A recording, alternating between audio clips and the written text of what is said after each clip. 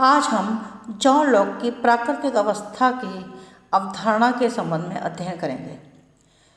Hobbs की तरह lock भी अपने राजनीतिक दर्शन का प्रारंभ प्राकृतिक अवस्था से करता है। लॉक की प्राकृतिक अवस्था की अवधारणा हॉब्स की प्राकृतिक दशा की धारणा से एकदम विपरीत है। लॉक का विश्वास है कि मनुष्य एक बुद्धिमान प्राणी है और नैतिक अवस्था को मानकर उसके अनुसार रह सकता है। लॉक अपने विचारों में हॉब्स से अलग मौलिकता के आधार पर है। लॉक कहता है कि जब मनुष्य पृथ्वी पर अपनी बुद्धि के अनुसार बिना किसी बड़े तथा अपना निर्णय स्वयं करने के अधिकार के साथ रहता है, वही वास्तव में प्रारंभिक अवस्था है।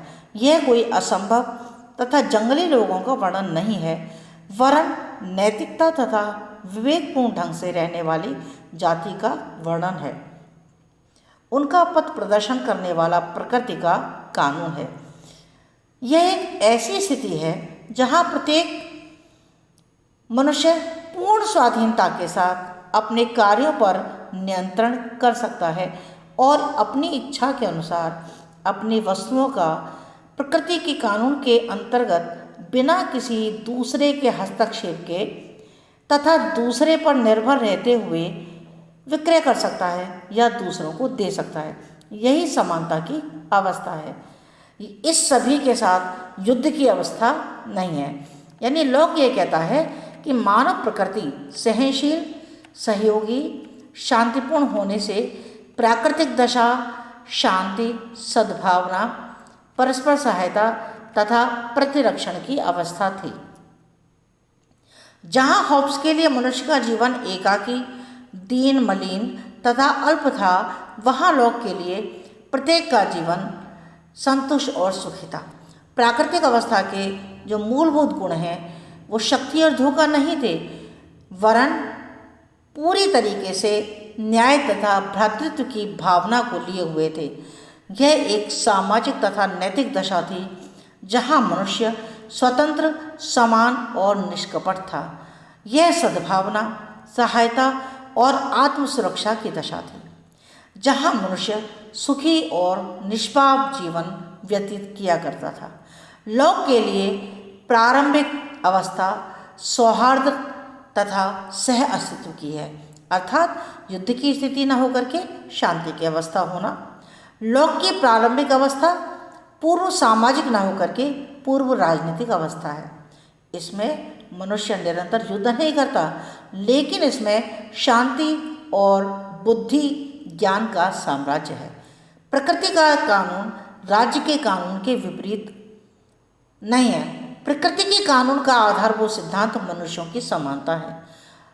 लॉक का जो ग्रंथ है शासन पर 2 निबंध, इसमें उसने लिखा है कि मनुष्य पूर्ण स्वतंत्रता के अधिकार के साथ जन्म लेता है तथा प्रकृति के कानून के उपयोग और प्रयोग पर उसका बिना प्रतिबंध के विश्व में अन्य किसी मनुष्य अथवा मनुष्यों के समान अधिकार है। अन्य मनुष्यों के समान ही उसे संपत्ति को सुरक्षित रखने, अर्थात जीवन, स्वाधीनता और संपत्ति के अन्य लोगों के आक्रमण से केवल सुरक्षा का अधिकार प्रकृति से नहीं मिला, वरन उसका उल्लंघन करने वालों को दंड का अधिकार भी मिला है। इन अधिकारों के साथ साथ इस अवस्था में कर्तव्य और नैतिक भावनाओं की प्रचुरता भी मनुष्य में देखने को मिलती थी। हॉब्स केवल अधिकार की बात करता है, लेकिन लॉक ने अधिकार के साथ साथ कर्तव्यों को भी बांध दिया है। जैसा कि हम सब जानते हैं कि अधिकार और कर्तव्य एक सिक्के के 2 पहलू होते हैं। जहाँ अधिकार होता है उससे पहले हमारे कर्तव्य जुड़ जाते हैं, तो इसलिए लॉक ने भी अधिकार के साथ साथ कर्तव्य को भी बांध दिया है। तो इस प्रकार लॉक ने हॉब्स के नरक की बजाय अपनी प्राकृतिक अवस्था में स्वर्ग का चित्रण किया है। एक की प्राकृतिक अवस्था कलयुग की प्रतीक है तो दूसरे की सतयुग की। यदि एक अंधकार का वर्णन करता है तो दूसरा प्रकाश का, और यदि एक निराशावाद का चित्र उपस्थित करता है तो दूसरा आशावाद का। तो हरमन एक विचारक हैं, वो ये कहते हैं कि लॉक की प्राकृतिक अवस्था वह पूर्ण स्वतंत्रता की अवस्था है जिसमें मनुष्य प्राकृतिक विधियों को मानते हुए कुछ भी करने के लिए स्वतंत्र होता है। लॉक ने प्राकृतिक अवस्था की परिभाषा करते हुए एक लिखा है कि जब व्यक्ति विवेक के आधार पर इकट्ठे रहते हों, पृथ्वी पर कोई सामान्य उच्च सत्ताधारी व्यक्ति न हो और उनमें से एक दूसरे को परखने की शक्ति हो, तो वह उचित रूप से प्राकृतिक अवस्था है, क्योंकि यह प्राकृतिक अवस्था इस विवेकी जनित प्राकृतिक नियम पर आधारित है कि तुम दूसरों के प्रति वही बर्ताव करो जिसकी तुम दूसरों से अपने प्रति आशा रखते हो। यानी हमें दूसरे के प्रति वही व्यवहार करना चाहिए जैसा व्यवहार हम दूसरे से अपने लिए अपेक्षा करते हैं। यह प्राकृतिक अवस्था स्वर्ण युग की अवस्था है, क्योंकि इसमें शांति और विवेक की बहुलता पाई जाती है। तो ये है प्राकृतिक अवस्था की अवधारणाएं। अब हम आगे अध्ययन करेंगे कि प्राकृतिक अवस्था की विशेषताएं क्या है। Features of state of nature. Lock की प्राकृतिक दशा की बहुत सारी विशेषताएं हैं, जैसे प्राकृतिक अवस्था एक सामाजिक अवस्था है जिसमें मनुष्य नैतिक अवस्था को मानने वाला और उसके अनुसार अपना आचरण करने वाला प्राणी था। राज्य एवं शासन का अभाव होने के बावजूद भी अव्यवस्था और अराजकता की स्थिति उत्पन्न नहीं होती थी। लोक के प्राकृतिक अवस्था में मनुष्य शांत था, सहयोगी था, सद्भावपूर्ण था और सामाजिक था। प्राकृतिक अवस्था में मनुष्य अपने अधिकारों के साथ साथ कर्तव्यों का भी पालन करता था। मनुष्य के मौलिक अधिकारों का स्रोत प्राकृतिक कानून है, इसलिए लोक के अनुसार मनुष्य का जीवन स्वतंत्रता और संपत्ति के अधिकारों का आधारभूत कारण प्राकृतिक कानून ही था। लोक कहता है कि प्राकृतिक अवस्था प्राकृतिक अधिकारों वाली ही अवस्था थी, जिसमें न्याय, मैत्री, सद्भावना और शांति की भावना का मूल आधार प्राकृतिक कानून है।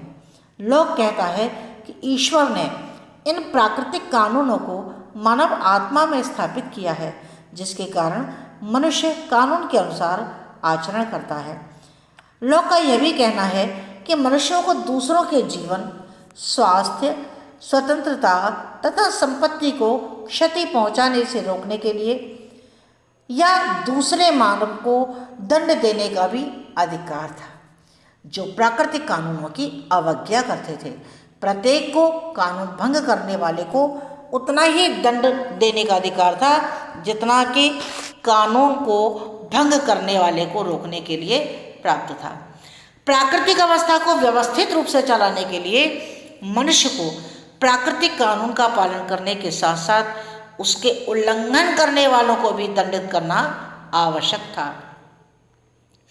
तो इस तरह से लोक के अनुसार प्राकृतिक अवस्था में मनुष्य समान थे, क्योंकि सभी सृष्टि के एक ही स्तर पर और एक ही सर्वशक्तिमान ईश्वर की संतान है और समान होने के कारण सभी प्राकृतिक अधिकारों का उपभोग और परस्पर कर्तव्यों का पालन मैत्री, सद्भावना और परस्पर सहयोग की भावना के आधार पर ही कार्य करते थे।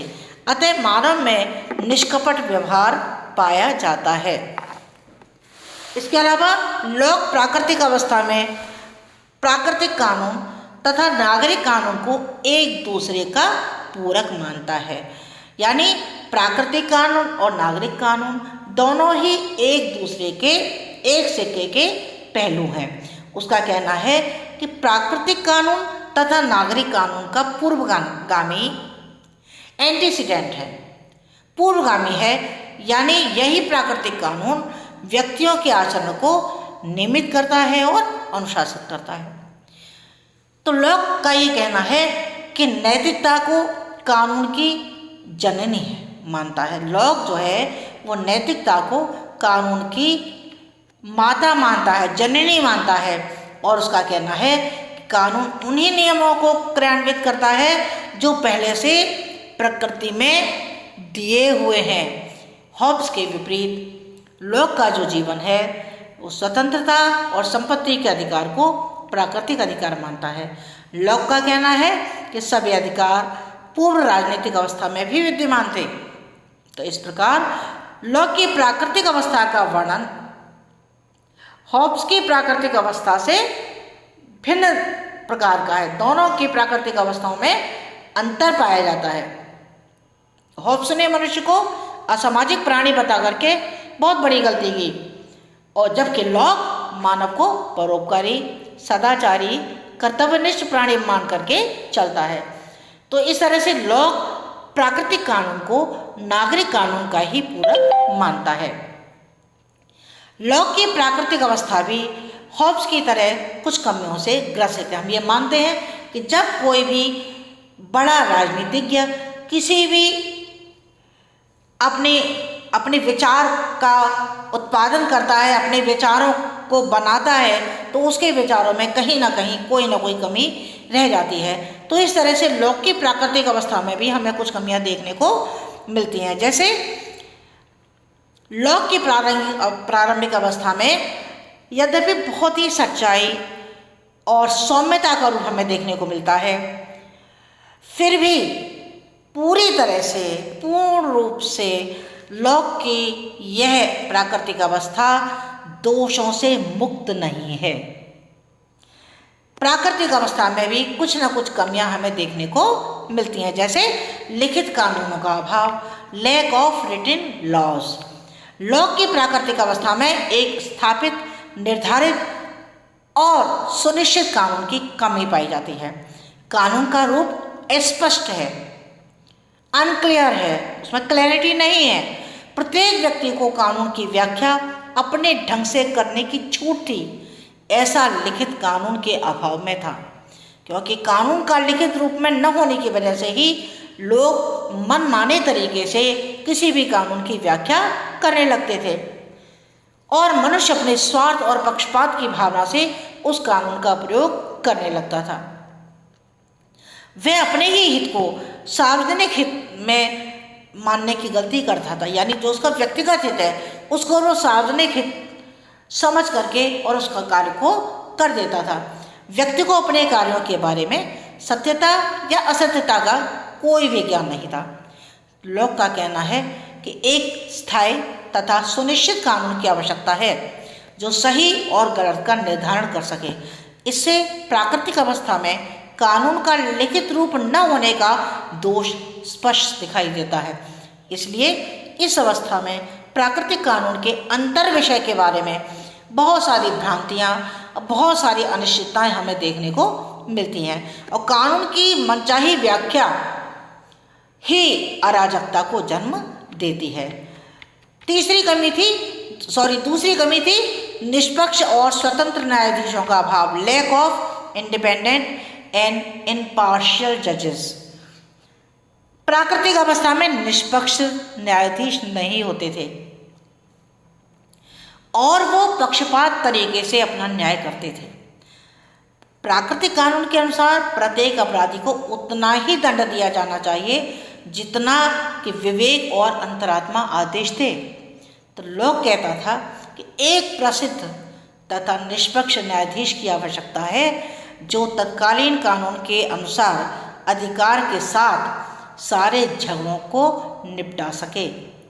लॉक यह भी स्पष्ट करता है कि उस समय प्राकृतिक अवस्था में निष्पक्ष एवं स्वतंत्र न्यायाधीशों का अभाव था, और लॉक की इस अवस्था में प्रत्येक व्यक्ति स्वयं न्यायाधीश था, कोई तीसरा निष्पक्ष व्यक्ति न्यायाधीश ही नहीं था।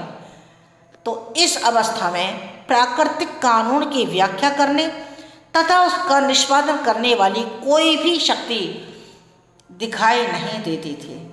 इसलिए भी इस प्राकृतिक अवस्था में ये कमियां थीं, क्योंकि किसी भी कानून में उसके लिए न्यायाधीशों का होना बहुत अधिक आवश्यक होता है, जो पक्षपात रहित होकर के अपने न्याय को अंजाम दे सके और जो अपराधी प्रवृत्ति के लोग हैं उनको उचित दंड दे सकें। तीसरी कमी आती है कार्यपालिका का अभाव, lack of an executive. Locke की प्राकृतिक अवस्था में न्याय युक्त निर्णय को करने के लिए किसी भी कार्यपालिका का अभाव था। लॉ के अनुसार आवश्यकता पड़ने पर उचित निर्धारित दंड देने और उसे क्रियान्वित करने की भी जरूरत थी। इससे स्पष्ट होता है कि लॉ की प्राकृतिक दशा में कोई कार्यकारिणी शक्ति नहीं थी। प्राकृतिक अवस्था में व्यक्ति स्वयं ही कानूनों को लागू करते थे, इसलिए इस अवस्था में शक्तिशाली व्यक्ति ही अपनी स्वार्थ सिद्धि की पूर्ति करते रहते थे और जिस व्यक्ति में शक्ति नहीं थी वह अन्याय के समक्ष अपने प्राकृतिक अधिकारों की रक्षा कर सके वह सदा न्याय से वंचित ही रह जाता था। तो प्रतिभा में अंतर होने के कारण लोगों के हितों में हमेशा टकराव उत्पन्न होता रहता था। इनका कार्यपालिका के अभाव में निपटारा भी नहीं हो पाता था, इसलिए इस अवस्था में किसी भी तरह की कोई कार्यपालिका नहीं थी। इसके बाद में हम आते हैं हॉब्स तथा लॉक की प्राकृतिक दशा की तुलना, comparison of Hobbes and Locke's state of nature. Hobbes की प्राकृतिक अवस्था में मनुष्य का जीवन एकाकी, निर्धन, घृणित, पाशविक और अल्प था, परंतु लॉक की प्राकृतिक अवस्था में मनुष्य समान, स्वतंत्र और विवेकपूर्ण तथा कर्तव्यपरायण देखने को मिलता है। दूसरा अंतर है कि हॉब्स की प्राकृतिक अवस्था संघर्ष और युद्ध की अवस्था थी, जबकि लॉक की प्राकृतिक अवस्था शांति, सद्भावना, पारस्परिक सहयोग और सुरक्षा की अवस्था थी। नेक्स्ट, हॉब्स की प्राकृतिक अवस्था पूरी तरह से सामाजिक थी और लॉक की प्राकृतिक अवस्था पूरी तरह से राजनीतिक थी। हॉब्स की प्राकृतिक अवस्था में केवल एक ही अधिकार था, कौन सा? आत्मरक्षा का अधिकार, और इसमें कर्तव्यों का किसी तरह का कोई भी स्थान नहीं दिया था। लेकिन इसके विपरीत लॉक ने जीवन, स्वतंत्रता तथा संपत्ति के 3 अधिकारों का वर्णन किया है और इस अवस्था में अधिकारों के साथ साथ उसने कर्तव्यों को भी स्थान दिया है। इसके अलावा हॉब्स की प्राकृतिक अवस्था में केवल 2 प्राकृतिक अधिकार थे, प्राकृतिक कानून नहीं थे, और लॉक की प्राकृतिक अवस्था में प्राकृतिक अधिकार भी है और प्राकृतिक कानून भी, दोनों के लिए उसकी प्राकृतिक अवस्था में स्थान है। हॉब्स प्राकृतिक कानून तथा नागरिक कानून में अंतर करते हुए उन्हें परस्पर विरोधी मानता है, जबकि लॉक इन दोनों को ही, यानी प्राकृतिक कानून को और नागरिक कानून को, दोनों को एक दूसरे का पूरक मानता है। तो लॉक कहता है कि जो प्राकृतिक कानून है वो नागरिक कानूनों से पहले आए हुए हैं। तो ये कुछ अंतर हैं जो हॉब्स और लॉक की प्राकृतिक अवस्था में हमें देखने को मिलते हैं। और इसके बाद आता है लॉक की प्राकृतिक अवस्था की आलोचना है, criticism of state of nature. जैसा कि हम हमेशा से कहते आए हैं कि जब कोई भी राजनीतिज्ञ किसी भी अपने विचार का प्रतिपादन करता है तो उसके आलोचक उसके लिए तैयार हो जाते हैं उसकी आलोचना करने के लिए। तो लॉक की प्राकृतिक अवस्था के भी कुछ आलोचकों के द्वारा आलोचना की गई, बावजूद इसके कि प्राकृतिक अवस्था के स्वर्णिम चित्रण का जितना अच्छा वर्णन लॉक ने किया है उतना किसी ने भी नहीं किया। उसके बावजूद भी लॉक की प्राकृतिक अवस्था की आलोचना की गई। जैसे लॉक की प्राकृतिक अवस्था संपूर्ण अधिकार युक्त पूंजीपतियों के वर्ग का दर्शन है, जिसका लॉक स्वयं भी एक सदस्य था। लॉक का व्यक्ति केवल अपने अधिकारों की मांग करता हुआ प्रतीत होता है। लॉक का मनुष्य अपने स्वार्थ सिद्धि के लिए दूसरे के अधिकारों का हनन करने में स्वतंत्र है। लॉक की प्राकृतिक अवस्था में कानून का लिखित रूप न होने की स्थिति में पूंजी वर्ग अपने आर्थिक प्रभुत्व के बल पर कानून को मनमाने ढंग से प्रयोग करते हैं और उसकी व्याख्या करते हैं। दूसरी आलोचना है कि लॉक प्राकृतिक कानून का स्पष्ट चित्रण नहीं करता। इसके अलावा लॉक की प्राकृतिक अवस्था न तो ऐतिहासिक है और न ही प्राकृतिक है। तो जोन्स कहते हैं कि लॉक की प्राकृतिक अवस्था न तो ऐतिहासिक है और न ही प्राकृतिक। वास्तव में लौकिक प्राकृतिक अवस्था में मनुष्य की वही स्थिति है जो संगठित समाज में किसी भी एक मनुष्य की होती है। इसके अतिरिक्त राज्य के अभाव में अधिकार अर्थहीन होते हैं। लोग राज्यविहीन अवस्था में प्राकृतिक अधिकारों की बात करते हैं जो कि पूर्णतः अविश्वसनीय है। लोक की प्राकृतिक अवस्था मानव स्वभाव के एक पक्ष का चित्रण करती है, मनुष्य की दैत्य प्रकृति की। इसमें पूर्ण रूप से उपेक्षा की गई है। मानव अच्छी और बुरी दोनों प्रकार की प्रवृत्तियों का मिश्रण होता है। कोई मनुष्य ऐसा नहीं होता जिसमें कि केवल दैवीय प्रकृति हो, दैवीय उसकी आदतें हों, दैवीय स्वभाव हो। हर व्यक्ति जो है वो अच्छाई और बुराई का पुतला होता है। दोनों ही प्रवृत्तियां उसमें मिश्रित रूप से पाई जाती हैं, जबकि लोक ने अपनी प्राकृतिक अवस्था में मनुष्य की केवल एक अच्छाई इसी पक्ष का चित्रण किया है। इसके अलावा लोक प्राकृतिक अवस्था में जिस शांति का वर्णन करता है, अभूतपूर्व प्रकृति होने पर आज भी वह नहीं आई है। अतः उसका प्राकृतिक अवस्था का वर्णन अविश्वसनीय है। और इसके अलावा लास्ट बट नॉट लीस्ट, लोक ने प्राकृतिक दशा में उस अवस्था को छोड़ने का कारण नहीं बताया है। अतः लोक की प्राकृतिक दशा का चित्रण अवैज्ञानिक है, यानी वैज्ञानिक तौर पर भी हम लोग की इस प्राकृतिक दशा के चित्र को स्वीकार नहीं कर सकते हैं, क्योंकि लोक ने कहीं पर भी इस बात को क्लियर नहीं किया है, स्पष्ट नहीं बताया है कि प्राकृतिक दशा में को उसने क्यों छोड़ा। चाहे हम कितनी भी आलोचना करें, चाहे हम ये कितना भी ये कहते हैं कि लोक की प्राकृतिक अवस्था में ये था, परोपकार था, सदाचार था, बुद्धियुक्त गुणों से भरपूर सारे व्यक्ति जो हैं वो संपन्न थे, लेकिन फिर भी इस अवस्था में कानून का अलिखित होना समाज में अराजकता की स्थिति को कायम रखने के लिए आवश्यक होता है। क्योंकि किसी भी कानून का अलिखित होना हर व्यक्ति को मनमाने तरीके से अपने कार्यों को करने की प्रेरणा देता है। इसलिए न्याय की परिभाषा करने वाली संस्था का अभाव था। लोग मनमानी करते थे क्योंकि कानून लिपिबद्ध नहीं था, लिखा हुआ नहीं था। फिर भी लोग ने अपनी प्राकृतिक दशा के बारे में, अपनी प्राकृतिक स्वभाव के बारे में लिखते हुए मनुष्य के स्वभाव के अच्छे गुणों पर प्रकाश डाला है। तो आलोचकों ने लोक की प्राकृतिक अव्यवस्था को इसलिए अव्यवहारिक माना है। उन्होंने कहा व्यवहारिक तौर पर कभी भी ऐसा संभव नहीं हो सकता कि मनुष्य में केवल गुण ही गुण हो और उसमें कोई भी किसी भी तरह की कमी न हो।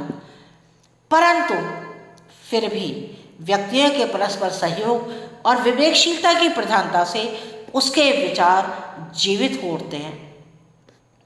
और वास्तव में नैतिक दर्शन में लोक की यह एक बहुत महत्वपूर्ण देन है जो राजनीति विज्ञान को प्रदान की गई है।